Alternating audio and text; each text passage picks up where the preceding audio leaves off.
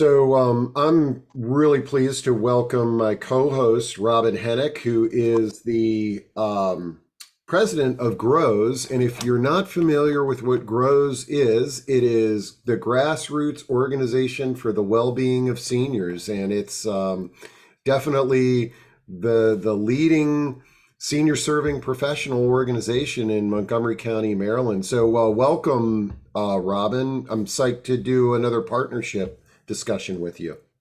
Thanks, Steve. I think this is going to be a really exciting program. So for those who aren't members of GROWS and you serve seniors in Montgomery County, go to growsnc.org.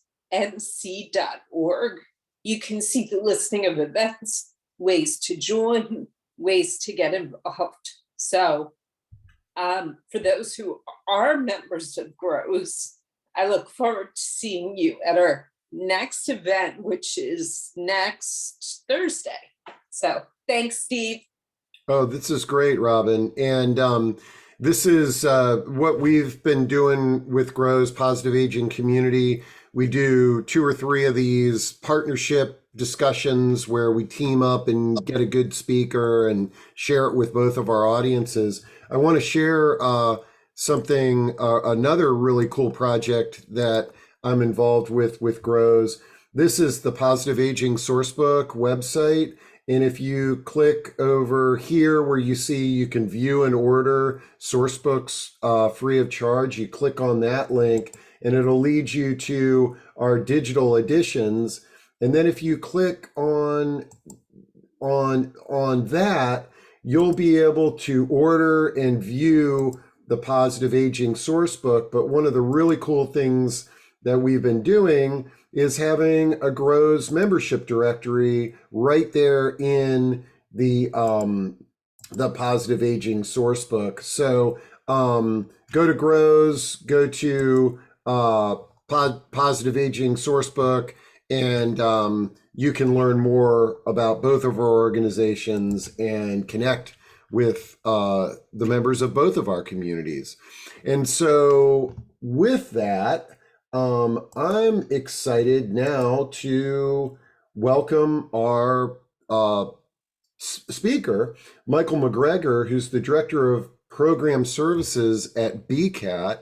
And as you can see from the screen, today we're going to be talking about an evidence-based solution for stress reduction, which is something that I don't think there's anybody in the audience that doesn't suffer from one time or another. But in this field of senior living and healthcare, it's sort of part of the job, I think, stressful situations and stressful days.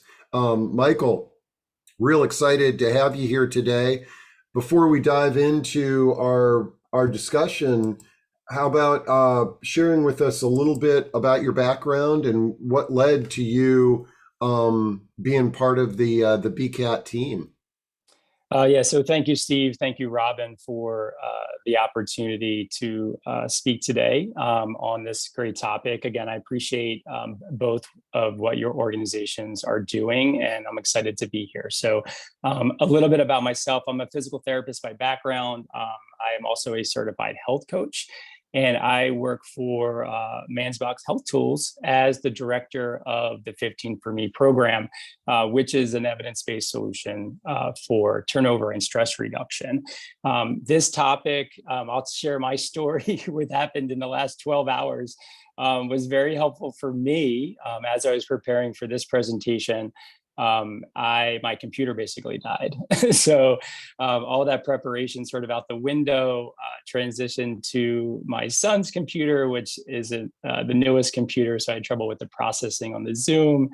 Then thought I was set up with my fiance's Mac, and then we've encountered some challenges this morning. So I definitely did some centered breathing that I'm going to share with you today to sort of keep me at that appropriate stress level to be able to interact and collaborate with you guys today. But I am working with Mansbox Health Tools and BCAT and just super excited to be with them. Dr. Mansbach is obviously a leader in Maryland related to the BCAT Research Center and Counterpoint Health Services.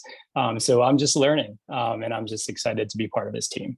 I love it. Yeah, it's what a great experience working with Dr. Mansbach and all the innovative platforms that he and his team have created. And so really excited to learn more about this today. And so as Michael had shared, one of my ways of stress reduction is we always connect before these events, and it's sort of like, hey, we might not use it, but send me over your PowerPoints and materials just in case. And today was one of those just in cases. And so I'm gonna be doing my best to run the slides for Michael today, and we'll probably have a few hiccups, but we'll make it all work. And then I will say again, thank you to Steve. I mean, part of stress reduction is having a good network and social and community engagement. And Steve's presence at 8:01, when I told him my situation, definitely helped me settle down and get to this point. So thanks, Steve, for everything. You bet. So you just tell me when you're ready for me to share and what you want me to share, and then we'll launch. Yes, absolutely. So like Steve mentioned, I want this to be interactive. I want there to be questions. I want to make sure that we're answering the critical questions that you guys have as healthcare professionals and caregivers out there doing the work that you're doing. So, as we go through, if you see a question that's something that we should answer at that point, I would love to have that discussion. I do have a PowerPoint together, but it's not something that we definitely need to follow. And stay with us, because at the end of the presentation, we're actually going to roll through a center breathing activity. So hopefully that'll be beneficial to everybody on this presentation. So we can just get started if you want and share that presentation. Okay, great. Yeah, here we go. And then, okay. All right. So I'm going to take my video off, and you just say next when you want me to advance. Yeah, next. You can just move forward. So again, a little bit about the program. This program is evidence-based.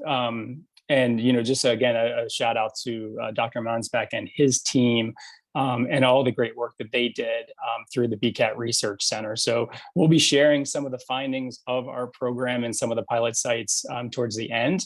But everything that we do is data driven. So that's definitely something to consider.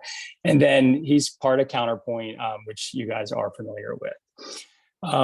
So related to sort of the state of the union, I sort of start with some of these statistics. A lot of these statistics you guys know, but how does this impact the profession, right? We're hearing about staff shortages, but what does that mean? It went sort of from like the great resignation to the great reshuffling, but there's some pretty troubling statistics out there, and you guys are seeing it and you're feeling it and living it. So recent studies have suggested we've got 52% of nurses who are going to leave potentially clinical practice, 20% of physicians. We're going to have a 1 million shortage related to nursing. We're going to have a 3 million shortage related to healthcare workers across the board.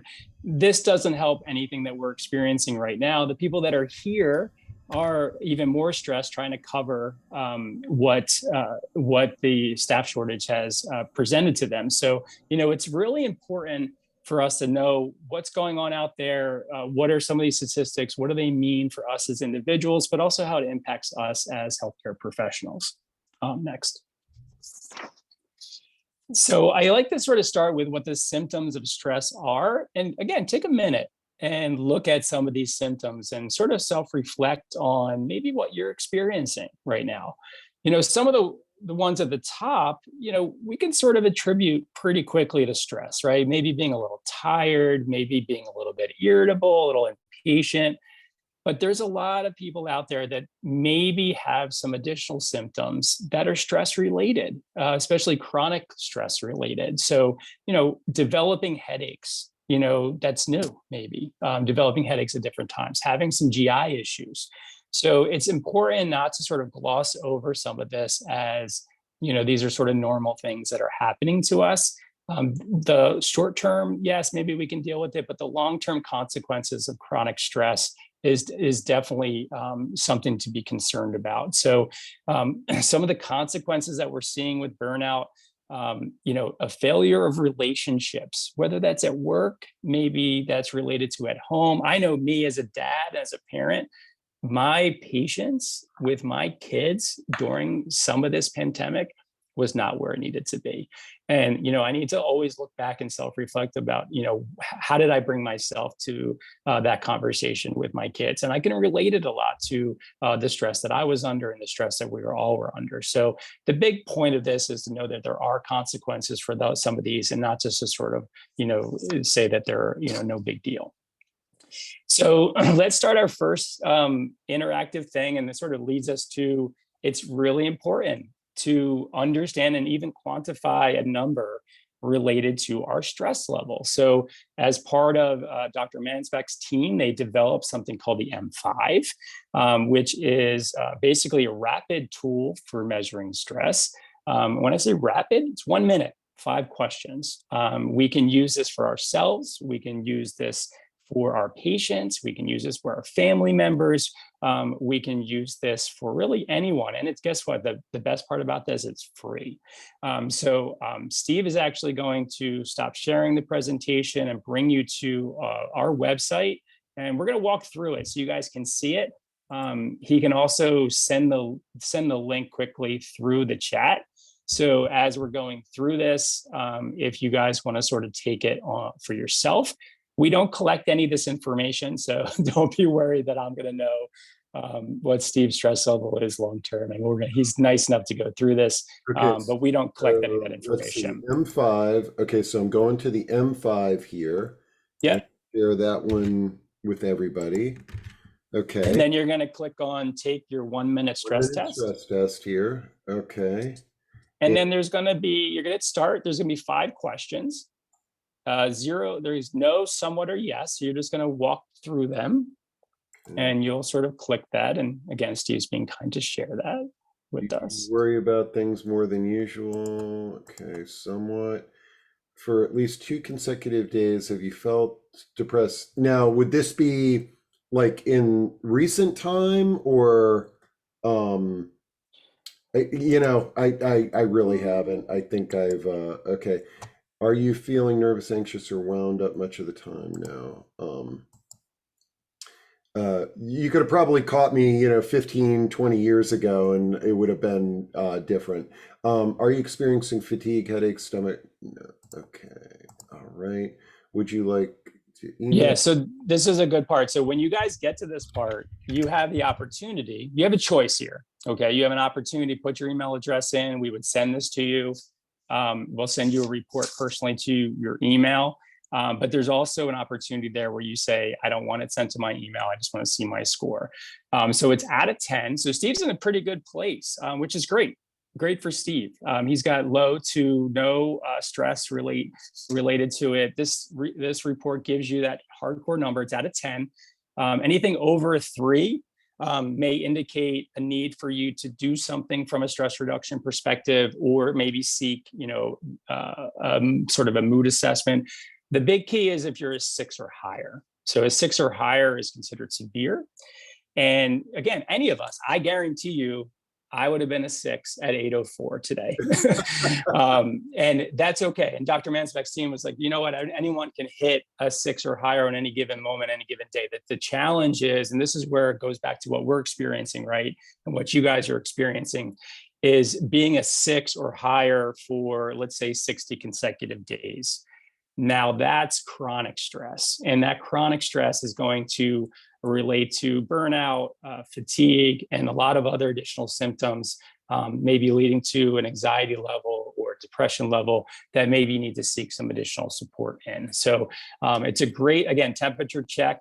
You guys can do ongoing, and again, share with your colleagues, your patients, and your families. And as you were talking, well, first off, like I said, when I filled out those questions, like it just so happens that I'm in a balanced position right now in life, and but but there's times in life if I filled this out where, yeah, I would be off the chart. The other thing that knowing some of the Grows members and people that are in the audience, you know, as you were talking, I was thinking more about past employees that I've had, people in my circle, and ways that I can be supportive of them because I'm identifying some of these traits. And so, you know, I think a lot of people in our audience today, you know, think about this for yourself, but really, you know, also think about your circle of friends, the families that you're working with, your team members, your staff, in ways that you can be a resource for them. Yeah, great point. And again, a lot of people may experience some of these things, but maybe they're a little bit hesitant to go to do something more formal, right? So being able to do this online, being able to do that in the privacy of your own home, you know, gives you a little bit more empowerment to sort of take on, you know, what you're experiencing and maybe what to do about it. So that is one of the many free tools that is available on that enrichedvisits.com. So, you know, everyone, you know, take a look. All right, so let's go a little bit into wellness. And again, some of this, I know you guys know. I just want to sort of point out some things as we walk through this. So when I look at wellness, I look at it as more of a whole person care model, where a lot of people maybe look at wellness and they say, okay, well, where am I from a physical fitness perspective?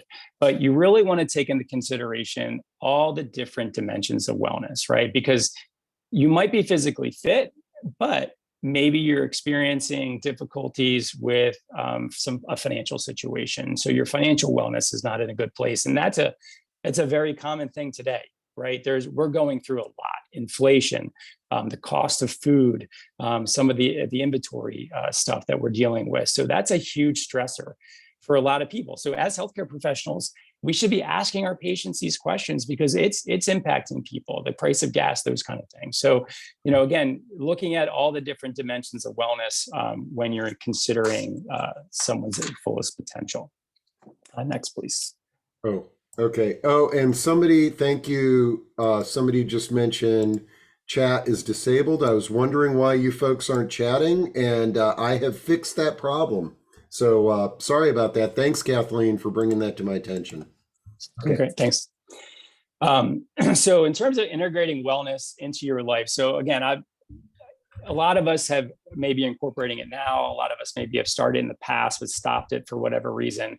You know, the biggest thing that I sort of tell, you know, my clients as a health coach and as a PT is the bravest thing you can do is start again.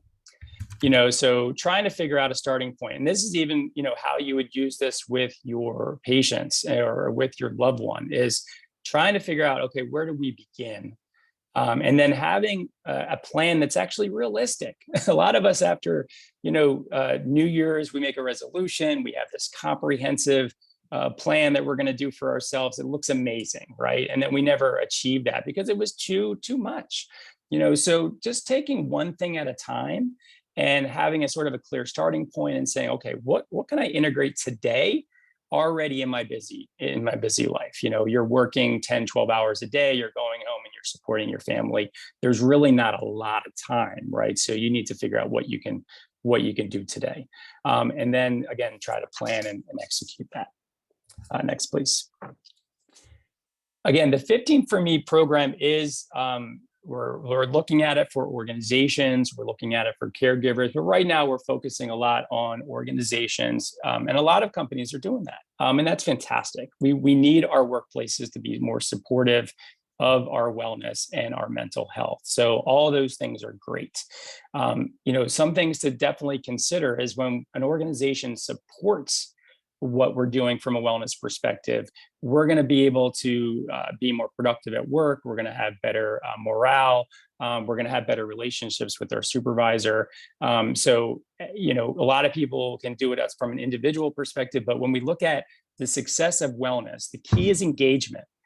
And then when you can engage people, the key is sustainability. And the easiest way to engage more people is for it to be supported throughout your day, be supported from your work, being supported at home. And, you know, being, able to do some of these things with your colleagues. In our program, what we found with some of our pilots is that we not only had a reduction in stress, which is what we were hoping for, right? We found an improved job satisfaction. And what we found was an improved perception of the organization, which is huge from the organization's perspective in terms of retention and trying to mitigate that turnover. So those are just some things to consider if your work is supporting your wellness. I want to make just a quick point if you guys aren't sort of aware about what health coaching is and what we do. What our main job is to engage the individual to make that change. So we look at our patients, we look at the individual as the person that's the real change agent. So, I'm not going to be able to force anyone to quit smoking, as an example, right?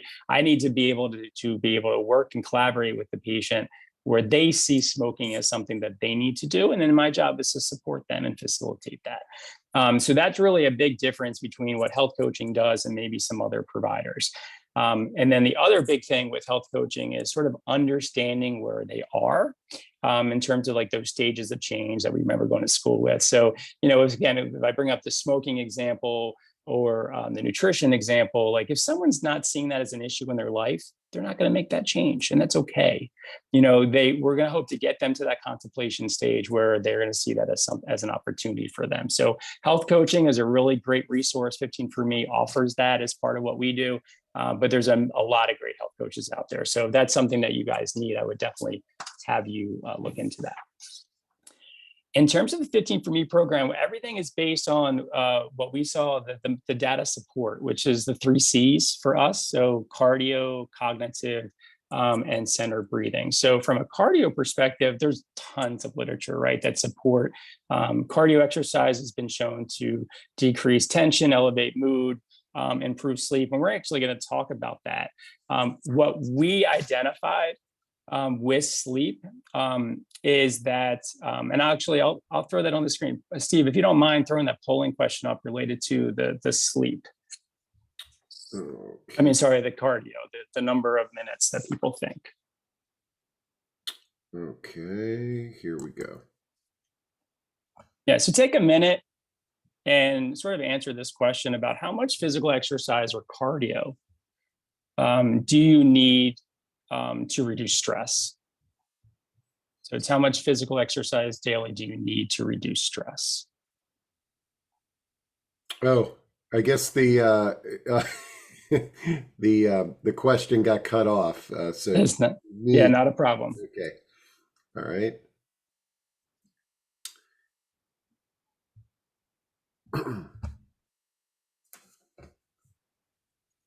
Okay, looks like we're kind of getting to, there we go.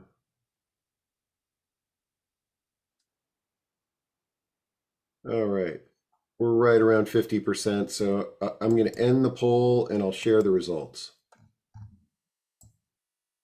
All right. First of all, thanks everybody for participating. So what we found with the BCAT Research Center and through our pilots is that we needed our participants to do about 10 to 12 minutes of cardio to sort of reduce that stress. Though there's a lot of literature out there to also support, that's optimal stress reduction right there, right? But literally any amount that you do, will be beneficial to reducing stress. So again, I think that's important because part of our program is 15 minutes, right? 15 For Me. And that doesn't necessarily need to be done all at one time, which is sometimes a huge barrier for a lot of people. It can be done incrementally. So even if you can do a 1 to 2 minute burst, that's going to be helpful. So again, thanks for answering that poll. The one thing I did want to mention related to the benefits of exercise is related to sleep. And that is something that we're seeing a lot in the literature of the impact that this pandemic has had, burnout has had, this crisis has had. And exercise has been proven to, especially moderate to vigorous exercise, and I'll share what that means in a second, has actually been shown to decrease reducing that sleep onset. So the moment you lay down in bed, to the moment you fall asleep. So doing a lot of exercise during the day or doing any exercise during the day will help reduce that onset and then obviously help with your overall sleep.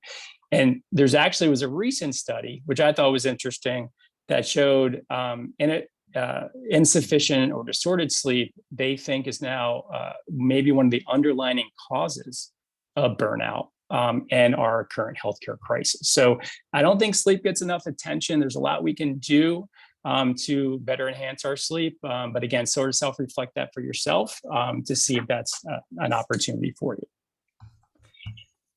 So what I went over was sort of how much exercise, how much cardio do you need to reduce stress, right? So again, optimally what we found was about 10 to 12 minutes, and that's part of our program. But when we look at physical activity guidelines, that's different, right? So physical activity guidelines are developed and what basically a lot of the literature says, again, any movement is good, of course. There's actually literature coming out that says, even doing 1 or 2 times a week, sort of that weekend warrior or doing that leisure time activity on weekends is beneficial. So even if you're super stressed during the week and you can't get anything done from a wellness perspective, don't let it stop you from trying to do something on Saturday and Sunday. Now, obviously the weekend warrior, if you're going out and doing a lot of activity and sports, like there's risk for injury and those kind of things. But from a stress reduction, from a movement perspective, any amount is beneficial. Those physical activity guidelines, you've probably seen those before. So next, Steve. Again, that's different from stress reduction. So just making sure you understand the difference. This is, these guidelines are based on a reduction of sort of your risk for cardiovascular issues and heart disease and stroke and those kind of things. But what they recommend is 150 to 300 minutes if you're doing moderate intensity exercise. I'll go over what that means, or 75 to 150. So just making sure you guys know the difference between what we're encouraging you for stress reduction versus what's recommended for from the physical activity guidelines. So next, please. So a lot of people ask, what is moderate intensity? What does that mean? What moderate intensity basically is that you're walking at a maybe faster pace than maybe you're walking normally. You have the ability to break a sweat, but your heart rate elevates, but you're able to have a conversation. Doing power walking with a friend in the neighborhood or on a trail, that's sort of a definition of moderate intensity. Next, Steve. In terms of vigorous intensity, so again, that's 75 to 150 a week that's recommended for physical activity guidelines. That's more you're doing a run, your heart rate is very elevated. You're doing about 70 to 85% of your max heart rate. That's when you're jogging, your heart rate's super up, and you're not having conversations with your running partner, as an example. So that's sort of a quick difference between the two intensities. But again, any movement is helpful. So how do you begin? Again, the hardest part is just starting. I want to make sure that also that when you sort of look at, next, Steve, when you look at, sort of ways to make this easier for you, I want to focus on the last 2 points. So number one is you need to make sure you do something that you like to do. There's a lot of us that sign up for something that our friends doing or family members doing, or you think it's the right thing to do from a cardio perspective, and then you do it for a little bit, but you don't like it. So that's not sustainable. So there's so much to do out there. It doesn't have to be in a gym. It doesn't, it can be on a trail. It can be stairs at work. It could be yoga at home. You want to make sure that you select something that you actually enjoy. You want to start always slowly and increase from a progression perspective. But for true sustainability, you need to enjoy it. And again, if you can do this at work, find a friend, find a colleague and say, okay, what can we do together in the time that we have, either before work, after work, or during work? And then most importantly, schedule it. There is a lot of literature that supports if you're able to schedule your exercise, there's better adherence and there's better sustainability. And I wanted to share Lisa Morris's question. When you're talking about cardio, she was asking where would yoga fit in as a cardio exercise? I know when I do yoga, I feel like it definitely does.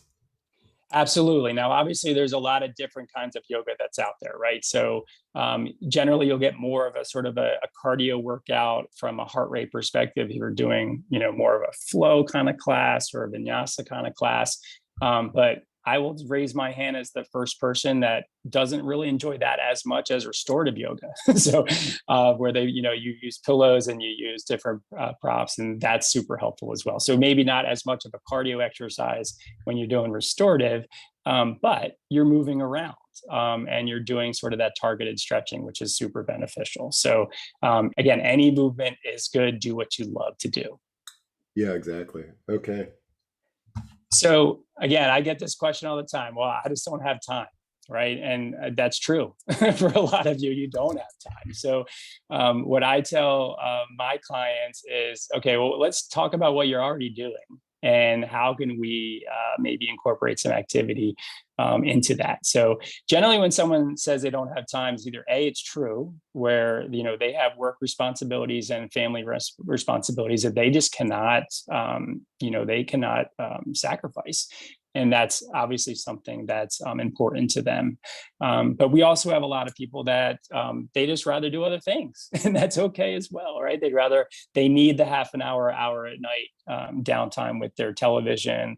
They need to do their morning coffee and sit at their table before they work. And so I just sort of give you some ideas of, what can you do if you're not going to have time to go out there and walk or do some strength training as an example. Well, again, you're watching television and maybe you are watching Hulu or something, and you have you don't have premium, you have the commercial based kind of thing. When the commercials come on, do some stand up, sit downs. We sort of the chair rise. You'll go up and down for 30 seconds or a minute. Commercial goes off and your TV show's back on, and you got, again, those quick bursts of exercise into an already scheduled planned time with your television. Maybe you're at your sink, you're brushing your teeth, do some calf raises. Coordination wise, movement wise, it's all good, right? So, there's just some time that maybe we can look at during the day that we're already doing something that maybe we can add, one or two things to it. And then we didn't create time, we're just using what we have. So always tell my clients to sort of just look at what you're doing. I'll walk through some of those with them and say, okay, could you do X? And maybe the answer is no. But in a lot of cases, the answer is yes, I probably could do that. From terms of like really incidental stuff, so like at work, right? Like, okay, how do I add some stuff? And I know you guys know this, like park further away, take the stairs. But even from a work perspective, instead of having a sit down meeting, maybe you do a walking meeting. If you guys are, a caregiver and, you have a really stressful moment with your loved ones or someone that you're working for, do a 1, 2, 3 minute center breathing before you go back in there. You're going to see the benefits for you and most importantly, the patient. So there's just a lot of ways that you could incorporate stuff throughout your day. Next, please, Steve. Did I have a polling question on cognition, Steve? I don't know if it was. Yes, it's a true or false here. So let me launch that. Yeah, thank you. All right, so our question, most brain health or brain training exercises are validated by science, true, false?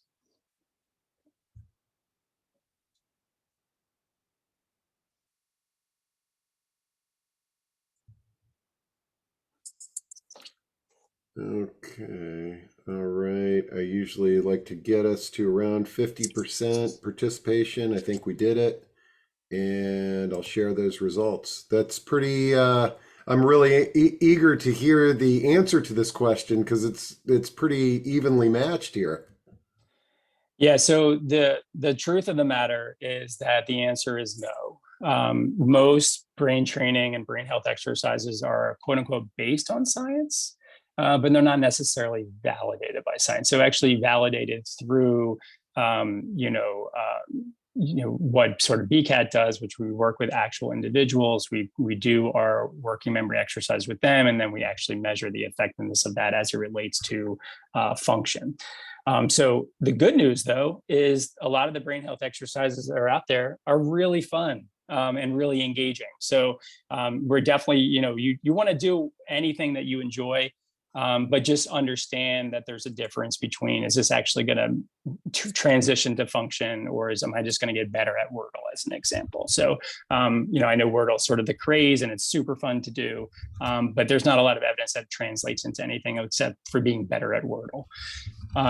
So I wanted to take a little bit of time and talk a little bit about brain health, specifically a lot of the work that Dr. Mansbach has done, and just sort of go over some key concepts. So brain health, again, is a lot about lifestyle, right? What you eat, what you drink, how much you exercise, how well you sleep, how much you socialize, and how you manage stress are really important to your brain health. It is highly dependent on cardiovascular health, so related to a lot of the cardio stuff that we talked about, but there's a lot of other contributing factors. But again, lifestyle is the key. It's not something that you're going to just be able to do in the last 5 years, when you're 70 to 75. This is a lifelong sort of journey. So starting today and sort of looking at all these things. Next, Steve. So Dr. Mansbach and his team came up with what we sort of term the brain health 5. All right. So these are what he feels through his research are, and through other supportive research, are the most impactful related to brain health. So cardio, cognitive, centered breathing, diet, and social engagement. So those are the 5 things. So cardio, cognitive, centered breathing, diet, and social engagement. Now, the good parts, the 15 for Me program, it incorporates cardio, cognitive, and centered breathing. So those top 3 are already taken care of.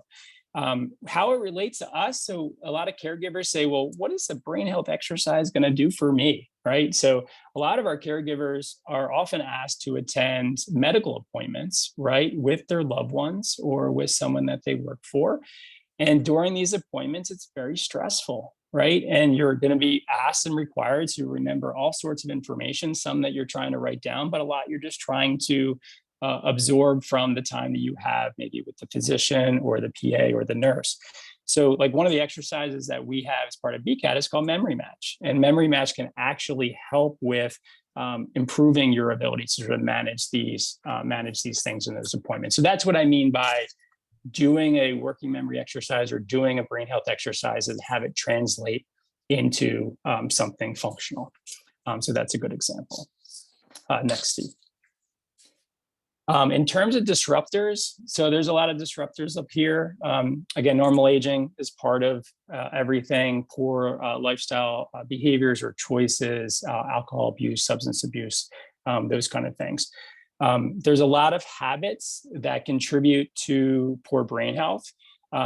Typically, what we see is too much sitting, maybe lack of socializing, inadequate sleep as an example, and chronic stress. Now, the good part about those 4 is that they are sometimes the easiest to change. So, sort of looking at, social engagement, that's something that we all had to deal with during the pandemic, but you can schedule more time now as things have been open, obviously within being safe, to really impact that characteristic. So just looking at your brain health disruptions in your life and making those changes. I will just sort of go back to the Brain Health 5. I want to make sure I mention that one point. So the Brain Health 5 of that cardio, cognitive, centered breathing, the social engagement, those are things that from a healthcare professional, we should be looking at in terms of our treatment plans, right? So when I'm evaluating somebody as a physical therapist, yes, my primary thing I'm probably going to be looking at is cardio, but I'm going to incorporate those other things as part of my treatment plan or bring my referrals in or refer to my colleagues. But those are a nice sort of overview kind of things to sort of look at holistically for my patients when brain health is a target intervention. Next, Steve. So I'll give you guys I'll prompt you guys in the chat to write in the chat, what do you guys think consumer spend, and this is from 2018, so it's much more now, but what do you guys think people spend on brain training apps? How much money? So just take a minute to let us know. And Steve, if you get 10 responses, 15 responses, sort of let me know. So total spending in the world on brain training apps, not per individual, just total. So the industry itself.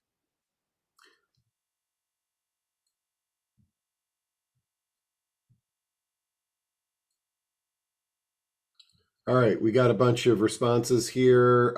Terry says 1 billion. Ali Sultani says 100 million. Amy Tipton says 1 billion. Pamela Mills says 3 million. Martha says 3. Kathleen Morris says 3 billion. Jordan Bowman, 3 million. Tracy Zlock, 500,000. Martha, 5 million.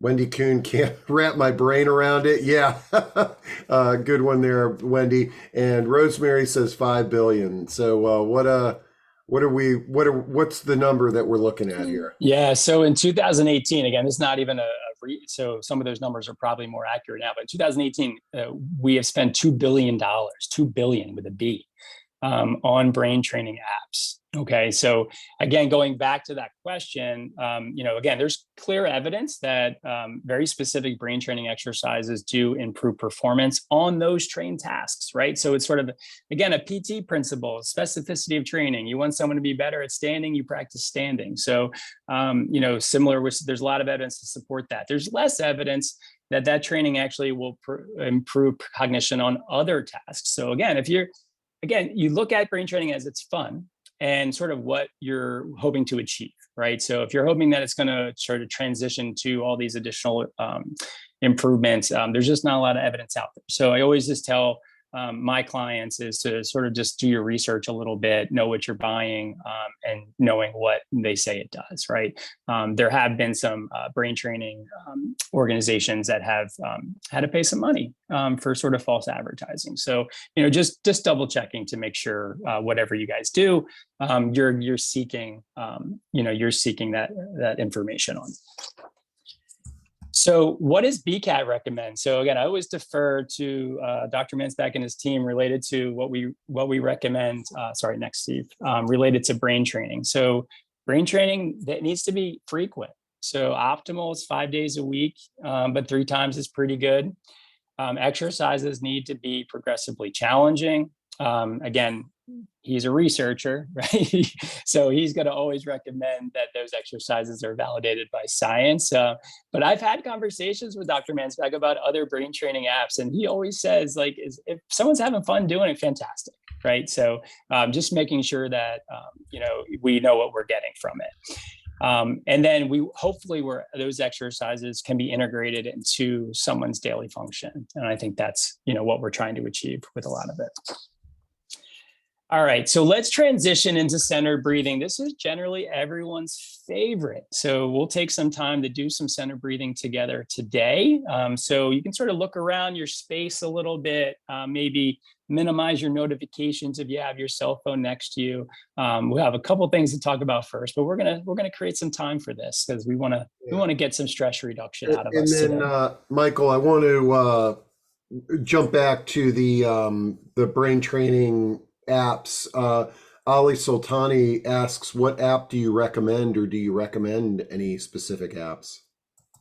Well, of course, obviously I'm biased. I work for BCAT, so we have a lot of brain health training that we do as part of 15 for Me. There's some brain health stuff, so that's what we would, obviously recommend because we have data to support what we do. But in terms of other ones, again, we're not going to promote or demote anyone. So you guys just do your research, look at some of the fine print on some of the sites, look at some of the reviews. Just to make sure that you're getting what you want from what you're spending. And then let's see, Rosemary Hood says, meditation is brain training. I think that's a pretty accurate statement. Would you say? Absolutely. Absolutely. There's a lot of different kinds of meditation. We're gonna do center breathing today. And I think Robin will attest. We did a little bit of this last week, and it is a huge component and can provide that immediate stress reduction. So as part of those 3 C's that we do, again, cardio, cognitive, and center breathing, what we found is people love center breathing the most. And the reason that they do it, it's easy to do in terms of once you learn it, you can incorporate it very easily throughout your day, and you get the most immediate relief from it. So you can actually sort of even feel immediately your level of stress go down after doing a center breathing activity. So, and hopefully you guys will feel that today. But maybe it's not for you. Again, we feel like that's the most supported by the people that we did our program with. Okay, and then Pat is asking, I get this all the time too, because we throw around the BCAT a lot. She asks, what is BCAT? And Pat, for you and everybody, I just dropped a link to the About BCAT on the website. But Michael, do you have sort of a elevator speech on what BCAT is? I mean, I have an elevator speech. I mean, basically, the BCAT is oops. Can you still hear me, sir? Yep. Okay, sorry. The BCAT is a research center, and they're dedicated to everything they do is going to be based on science. Okay, things that they do is going to be based on science. But basically, what they are is they have developed different cognitive screening tools, different cognitive assessment tools, and different intervention tools. And generally, they're either going to be in the general population, sort of outpatient. They have a new brain health clinic that's actually going to be opening relatively shortly, and we're excited for that. But they also partner with nursing homes. They partner with senior living communities. So there's a lot of different testing and screening tools that they offer. Again, you can see some of those on the enrichvisits.com as part of free. And then there's some as part of the BCAT Research Center that you would need to pay for as a user. And there's a lot of information on the site to share with everyone. Okay, great. And I think we got through that. And yeah, Pamela Mills says that Luminosity at some point might have been sued for sort of falsely claiming claims. I think I read about that as well, Pamela. So, okay, let's dive in here. You tell me where to go. Yeah, you're good. So again, from the 3rd C of what we do as part of our program for stress reduction is center breathing or meditation. So it's sort of depending on the terminology that you use.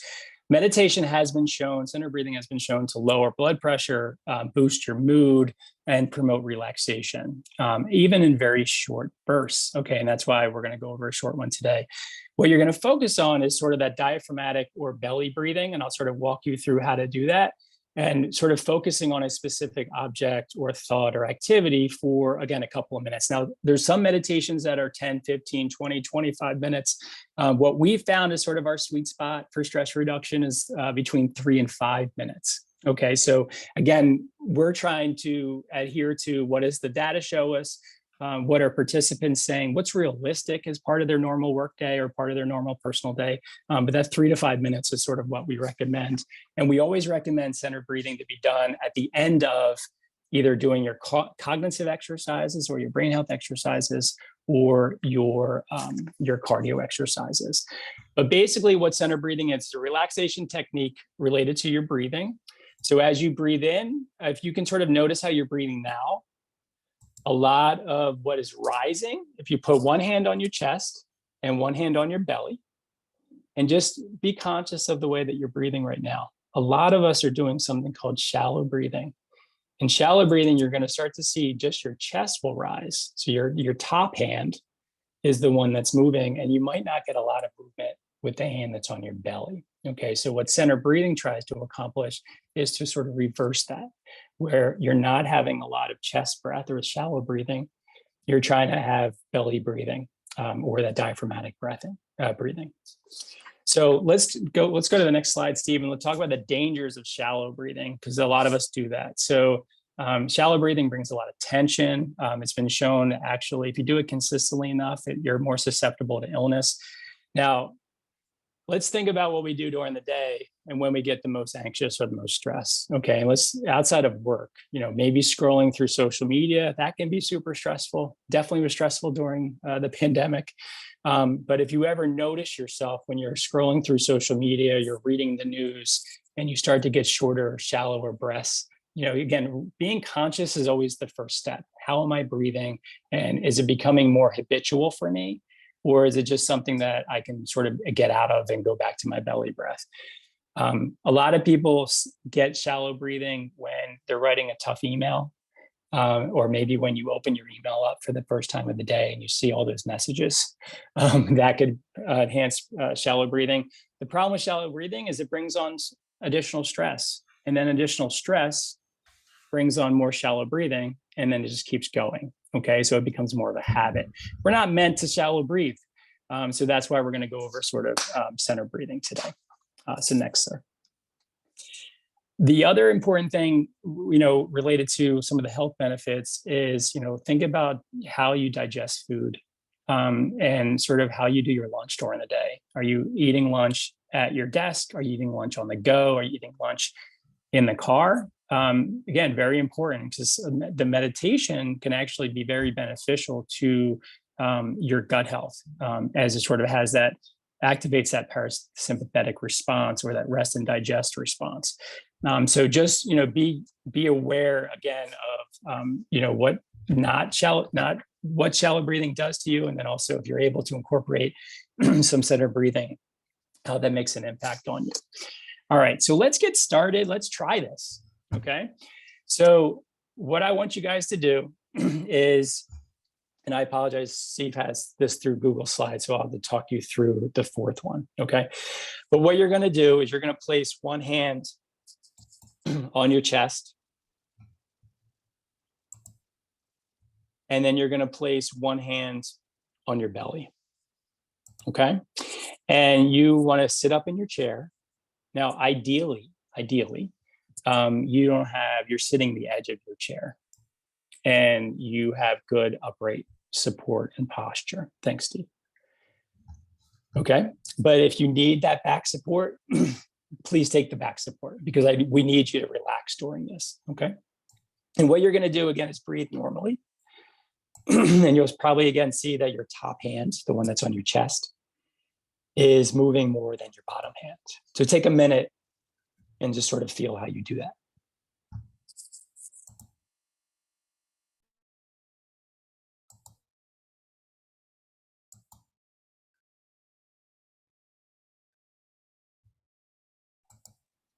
All right. So we can progress to the next slide, sir. So what we advocate, and you might have seen this as box breathing or 4-4-4 breathing. There's a lot of different techniques out there, but we're going to try to start with something that's a little bit easier. Okay. So we're going to start with something called 4-2-4 breathing. All right. So again, what you're going to do is you're going to sit edge of chair. You're going to place one hand on your chest, one hand on your belly, and you're going to sit nice and upright. And what you're going to do is you're going to take a deep breath in through your nose for 4 seconds. Okay, so let's start there. And you might not be able to do it for 4 seconds. So again, have some compassion to where you are. You might be in a stressful situation right now, and all you can do is breathe in to the count of 2, and that's okay. So after you do your 4-second breathe in, then you're going to hold for 2 seconds. You can actually hold the breath in, and then you're going to release to the count of 4. Okay, so let's try that together. So I have my hand on my chest, my other hand on my belly. I'm going to breathe in for 4. Hold for 2. And then breathe out your mouth for 4.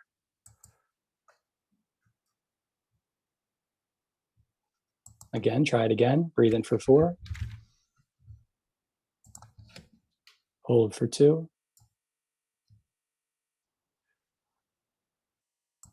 Breathe out for 4. Now keep doing that. We're going to do a video and we'll do that together. But part of the breathing part of it is to take away where your thoughts are. Because if you bring the thoughts to your breath, then you can't think of the negative and the hard things that are happening in your life. Okay, so it's very important. Now, as part of our program, this is called Breathing 1, 2, 3. But we have meditations that focus on letting negative thoughts go, body scan. We have meditations for families. We have meditations for sleep. We have meditations. We actually have developed meditations in Spanish. And a lot of our resources are actually translated in Spanish, because the key with any wellness program is not only engaging people, but making it accessible. So it's important for the wellness program to be able to be accessible for as many people as possible. Okay, so Steve's going to play the video. Once he hits play, it's going to go pretty quickly. So before he hits play, and we'll maybe give a 5-second countdown, Steve.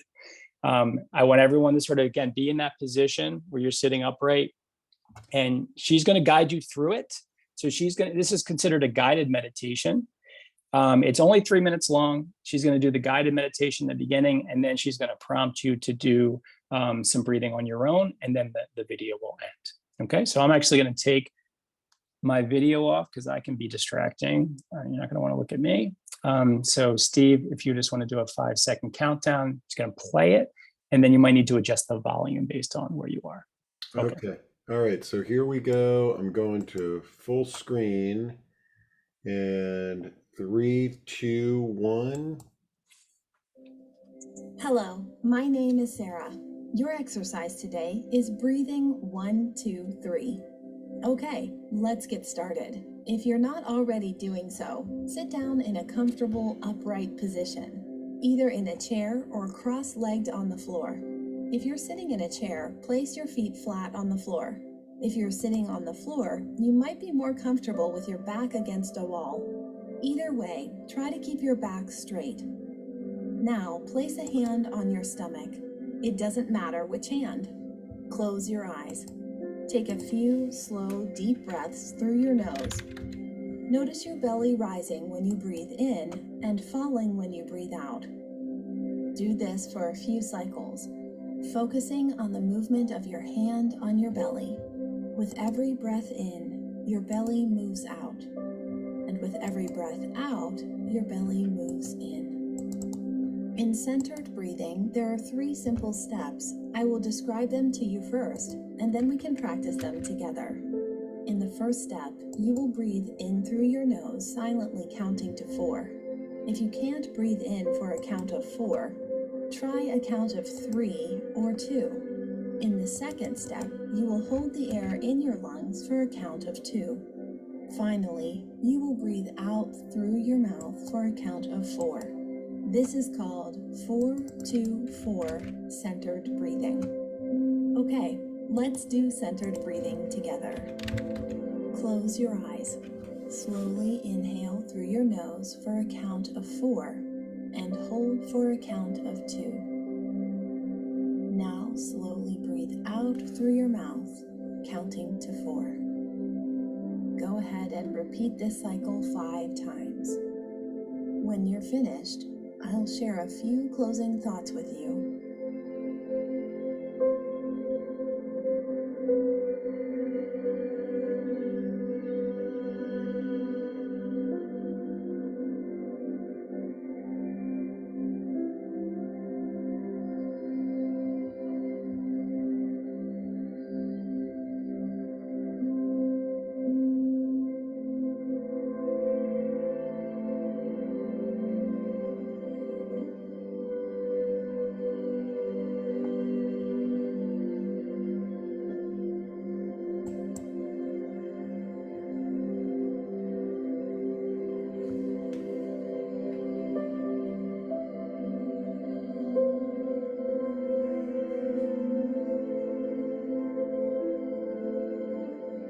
Nice job. You can do 4-4 breathing as often as you like. You can also increase the length of time you inhale through your nose or exhale through your mouth. You should do centered breathing after your cardio or cognitive sessions, and you can use it anywhere, anytime to lower your stress.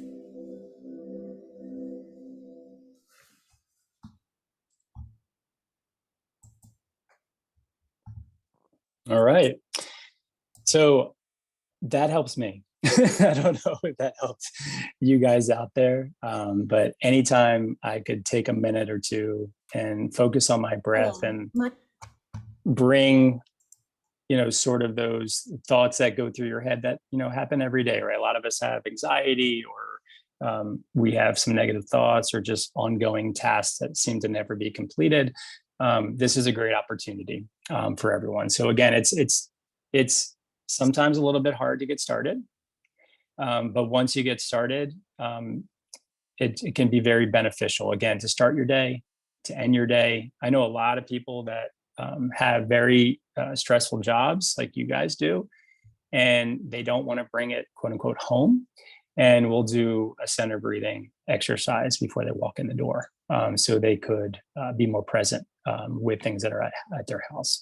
Same thing, we have difficult meetings sometimes, right? We have difficult meetings with patients and family members.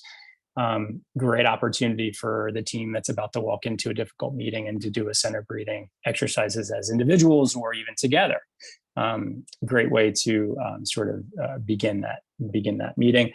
Again, in terms of incorporation, great things for our patients. Our patients and our loved ones are as stressed as we are in many cases. So bringing this as part of our treatment plans, there's a lot of, obviously through our program, but there's a lot of meditation that's out there, a lot of center breathing out there. So teaching it to your patients can be beneficial for their health and their mood as well. So I hope you guys enjoyed that and can integrate that within. Yeah, a lot of good comments. Jordan says, thanks for that. I love doing belly breathing every morning when I wake up to start the day feeling good. I've also noticed the benefits regarding gut health and digestion since I started consistently doing this. And Lex says, that's a good video. Are we able to share that with our practice and staff? Is it okay? Let's see. Let me think about... I guess the video you shared with me is on Google. Yeah, our video is actually proprietary. So Okay. Unfortunately, we're not able to share that. But Okay. I know Robin is putting together a great resource starting in September that I'm actually a part of. And we're going to be providing some of these meditations as part of that group. So there'll be some more opportunities, at least through Robin and Groves and myself through those meditations. Okay, great. And Pam is sharing that the Insight Timer app is a great resource. And I'm dropping that link into chat for everybody if you're interested in that. Ali says, most of the stress that I receive is in the morning when I get up, even without any negative thoughts, then it would go away as the day goes on. Yeah, Ali, I think I'm somewhat the same when you sort of think about what you've got planned during the day, but as you check off those things, sometimes they become less stressful. Okay, let's see. Back to the PowerPoint. Yeah, and I will thank you, sir. And I will just say, self-reflect on how quality your sleep is. Sometimes I wake up similarly. And if I reflect back on saying, I didn't sleep as good as I thought I did, or, having some difficulties with sleep over the long term can really attribute to that as well. So, just some things to think about, related to sleep. So just based on time, Steve, how much time do we truly have? Let's see. It looks like we're at around 9:35 right now. Okay. So I just wanted to, again, go over a little bit about what our program is to see if that is something that you guys would be interested in. Ours is more than an app. It's actually a program for, again, organizations, and we're looking at caregivers right now. It's designed to improve mood and lower stress. And actually, during our pilot center sites, we had really great results and we were really happy with them. So we had up to 82% significant reductions in stress with employees who completed the program, which is pretty good, right? 80% of managers actually reported improved satisfaction with their employer. 80% of participants reported a positive or very positive experience with the program. And then all the organizations said it was cost effective. Now, the funny part of that, the pilot, was when we looked at the 3 C's, we sort of asked everyone, well, what did you do? What was your favorite? Center breathing was clear number 1 for both management and frontline or direct care staff. A little difference between the other C's, right? So frontline staff, they were moving all over the place anyway. So they were more excited to do the brain health exercises that we had as part of our program, versus management was more interested in moving. So they enjoyed the cardio exercise as much, but it's designed to be 15 minutes a day. Again, the key is, and what our data really supported, is you didn't have to do 15 minutes at any given one point. You were able to do 4 minutes here, 4 minutes there, 4 minutes there, to sort of achieve that 15 minutes. Now, it's not that you can't continue to get enhancement with stress reduction over 15 minutes. We just found that 15 minutes was sort of the sweet spot of sort of optimal when we sort of try to balance that within a typical workday. Our app is designed to give to the employee, whether they do it at work or they do it at home. And again, it's validated through actual data. So we stand behind the validation by science. In terms of starting the program, so next slide, Steve. You can actually do the next one, please. This is what our program looks like in terms of sort of a quick blueprint of what it is. So we have all participants sort of complete that stress temperature check at the beginning. So they have an objective number, which is always hard to sort of quantify what their stress is. And then our program is 15 minutes, right? But it's 10 to 12 minutes of either a cardio or the brain health exercises. And then you end with the center breathing. Okay. And that's sort of the sweet spot with that. We have the ability to sort of set goals within the app itself. And we always encourage goal setting, again, for that sustainability piece. And then they'll check their stress temperature again, and then they'll repeat. Now, obviously, as part of our program, we have other things. We have launch presentations. We have health coaching as a support. But that's a basic blueprint of what it is. Next, please. So again, looking at the cardio exercises, we looked at the literature, and what we identified is the most optimal cardio exercises are going to be power walking, stair climbing, strength training, cardio circuit, yoga or targeted stretching, dancing as an example.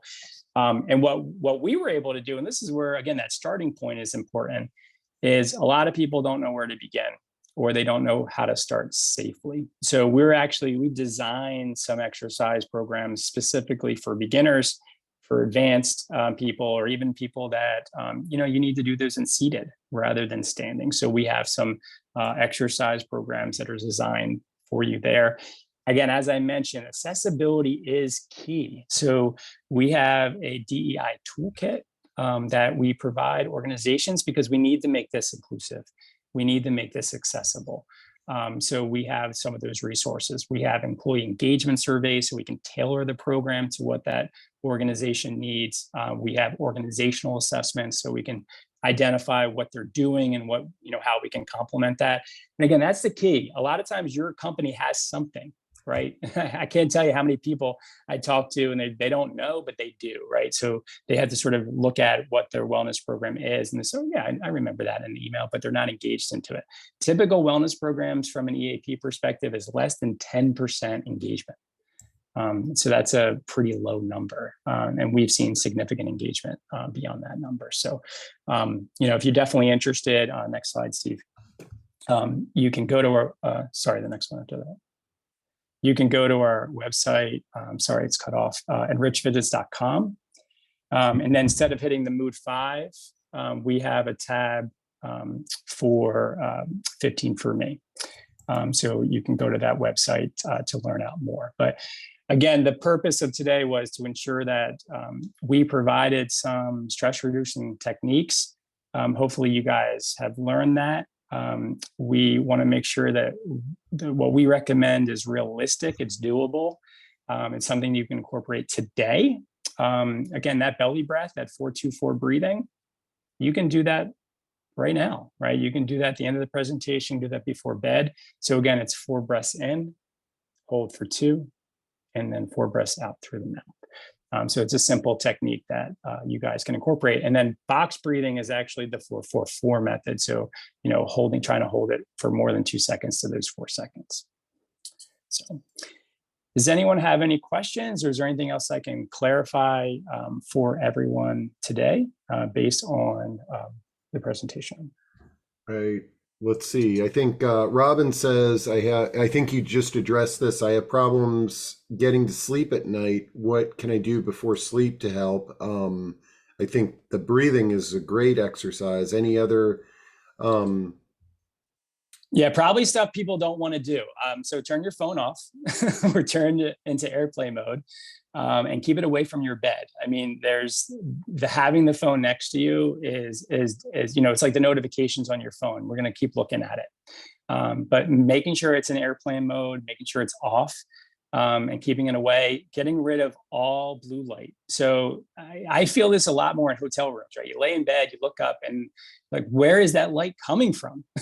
So it's the one from the TV, it's the light from the window, it's the light from the bathroom, just making sure that you get rid of all light, making your room as dark as possible. And then the other things is reducing screen time before bed. So they recommend at least an hour before bed, reducing all access to blue light, all access to screens. And looking at, again, doing some stress reductions, doing some center breathing before bed is again very helpful. But it's important that you do something, especially if you're like me, who I have the tendency to lay in bed. If I miss my window, and some of you guys may have windows like me, if I miss my window, my eyes are wide open. There's not a lot of good evidence that says you just sit there and you'll fall asleep. Best is to get up, move a little bit, and then come back and try again. So having a routine, trying to stick to that routine can be some helpful suggestions. Great. Let's see. Pat says, great program, Michael. Seems very genuine and professional. This was so helpful. And I think this was really a great program. And not only for ourselves, but those people around us is just, a lot of times we may have figured out how to manage our own stress, but the families that we're working with are under a tremendous amount of stress, and the caregivers, new employees, people transitioning into our career that might not really be familiar with some of the situations that we're dealing with. You've really addressed a lot of great points that we can share with those people around us and practice ourselves. And then, I think the most important thing, reaching out to Michael and the entire BCAT team led by Dr. Mansbach. You all are sort of the Swiss Army knife for resources. There is something in that in the tool belt there at BCAT that more than likely more than one thing that can help you as a professional and your clients. Yeah, and the one part, I mean, obviously there's many parts, but what I love about Dr. Mansbach is his always that non-pharmacological approach to patient care, and to be looking at, lifestyle and how that impacts interventions and what we can do. He's always looking beyond the patient. When he talks to the patients in his work, he's looking at everyone that patient touches. So from the caregiver to the family member to that out of town, brother or sister that, visits occasionally. That BH5 in terms of looking at those 3 C's and that social engagement and nutrition, very important, right? As we look at things, because everything it attributes to brain health and attributes to stress. So there's a lot of little one-offs that we can do. And sometimes when we're, as a healthcare professional, again, as a PT, we sort of stay in our silo, but if we work together, if we work holistically with the patient, work with our colleagues, we can do great things as a team. And I think we really just need to always look at, again, anyone that's going to impact or touch the patient, how can we improve that and improve that communication or reduce that stress? Great. And Terry says blue light includes TV screens, correct? Absolutely. And now my mom will swear that she has to have the TV on to fall asleep. Now, I'll tell you that quick story. My mom used to hate coming to my house because the TV would be off. We would have routines. We'd go to bed at a certain time. And she was a school teacher trying to manage 4 kids when she was younger with my dad on the road. So she didn't have a lot of routine. And she swears that she has to have her 11 p.m. coffee and all that to go to bed. She came to my house for about a week, and I grinded her into our structure, and she was sleeping for 10 hours. So it's definitely possible, but sometimes we need to get out of our own way a little bit and be open to some other suggestions. I love it.